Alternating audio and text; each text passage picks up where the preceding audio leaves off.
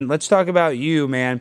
I know this as a friend of mine. We went to the Cowboys game. Great Thanksgiving Day. As a personal friend, I know that this has been weighing heavy over you, kind of what's going to happen.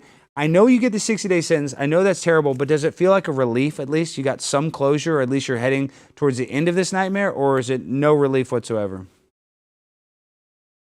No, actually, it might be a relief factor, but they've sent a message loud and clear that they're never going to let me go. They've sent a message loud and clear that they're never going to allow me to be a free citizen in this country ever again. They've done something that I've talked to multiple legal experts, and it's still our legal interpretation that they've done something that's actually straight up illegal. And there is precedent. Actually, there's precedent with other January 6th defendants. They've given me incarceration and supervised probation. Again, not only is that never the case, we believe it's actually illegal. If you're going to sentence somebody, they get either incarceration or supervised probation. They don't get both. And so this is going to come up in our appeal process as well. And so there might be relief, but the message here is not, okay, let's close the books on this. The message is, no, Shroyer, we're going to put you on a leash. We're going to have you under our thumb. You're never going to get to have your rights restored ever again. And so there is no relief. And that's why we intend, if we have to take this to the Supreme Court. A message needs to be sent loud and clear, because it's not just about Owen Shroyer. It's about anybody that wants to have free speech. It's about anybody that wants to have a talk show or have a political activism where they don't have to fear retribution, punishment, or incarceration from their government. That's what this case is all about. That's the precedent that they're trying to set here. And so that's why the legal fight has to go on, quite frankly.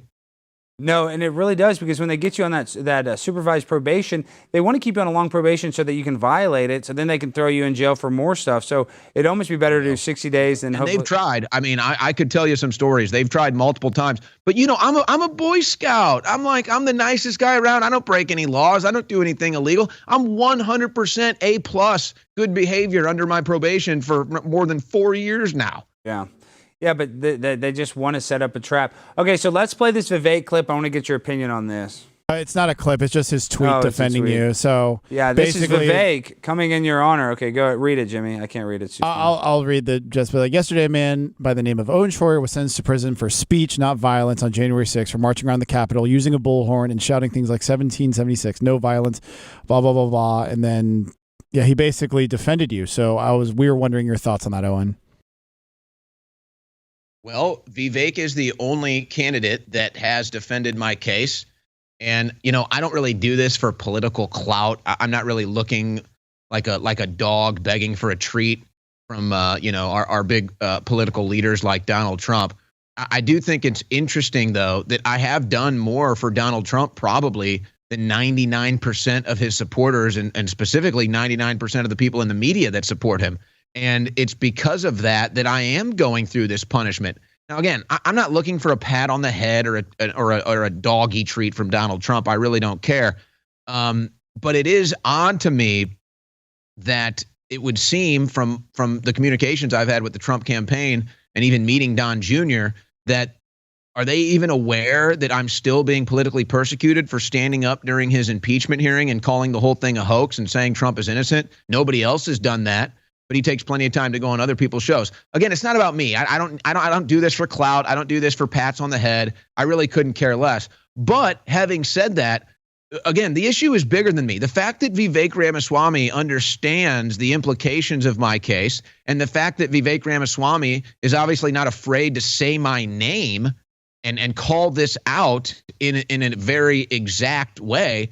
Not only do it does mean a lot to me. I mean, I am human after all, but really it shows me that he understands the issues and that he's not afraid to go into the weeds where even Donald Trump apparently doesn't want to go with these free speech and January 6 cases. So to me, that's big political points for Vivek Ramaswamy.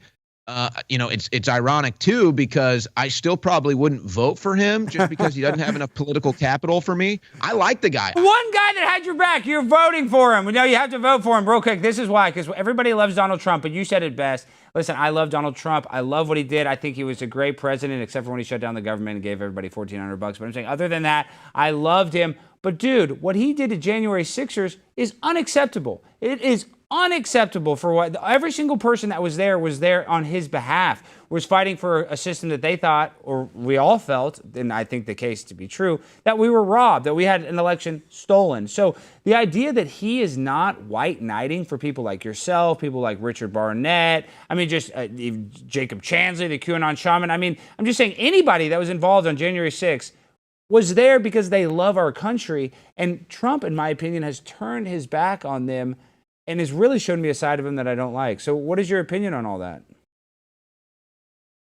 I try not to insert myself into these things. I think that Trump has earned his political. You don't get that capital. choice. Owen, I can't cut you off. You have to insert yourself because, listen, the guy had 10 days, and I know it's not perfect. He couldn't have just, it would have been hard to just, give everybody a pardon. But seriously, I think he raised hundreds of millions of dollars. And have you got any of that money, Owen? No. Where did all that money go? So, I mean, look, I could, again, I mean, I understand where you're going with this, and it's perfectly fair. Let me just relate this to Vivek. The only reason why I would still favor Trump over Vivek is two reasons. One, I mean, Trump's obviously going to get the nomination. Yeah. So let's just be real about this. We might as well try to influence that as much as possible. And two, again, Vivek just comes out of nowhere. He's still a young guy. There's still some things in his past that don't disqualify him, in my opinion, but maybe raise some concern. So I'd like to see Vivek earn some political capital. I'd like to see, if Trump becomes president, Vivek get a cabinet position and just start some new position where he just literally goes in there and slashes the administrative state like he's campaigning about. My grind so refined, I got no time for no games. Ask yourself